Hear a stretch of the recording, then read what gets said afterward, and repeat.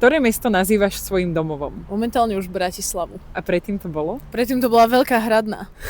Ak by si mala opísať Bratislavu 3 slovami, aké by to boli? Mladistvá, dynamická a niekedy dosť prekvapivá. Skrytý klenot v Bratislave, o ktorom málo ľudí vie. Jednoznačne vyhliadka nad Intrakmi v Mlynskej doline, kde majú ľudia možnosť si pozrieť nočnú Karlovku. Najkrajšie miesto na rande. Skrytý klenot Bratislavy nad Intrakmi v Mlynskej doline. Najikonickejšia budova na Slovensku. Slovenský rozhlas. Najlepší obchod s oblečením. Akýkoľvek second hand, kde vieš nájsť nejaký skvelý úlovok, ktorý stál pôvodne liter a teraz stojí 50 centov. Najlepšie kaderníctvo.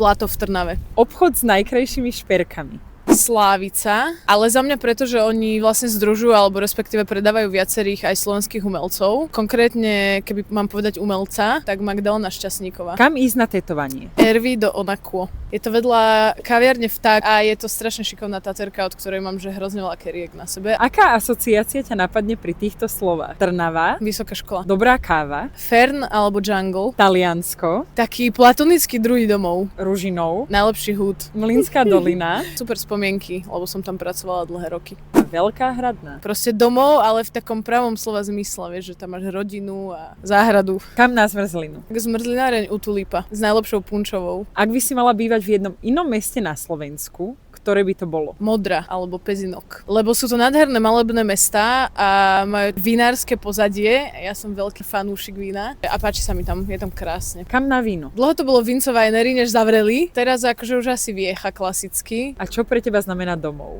Takéto miesto, kde sa cítiš safe, kde máš svoju rodinu, kamošov, kde si môžeš oddychnúť a kde kamkoľvek sa pôjdeš, tak sa nejakým spôsobom cítiš vítaný.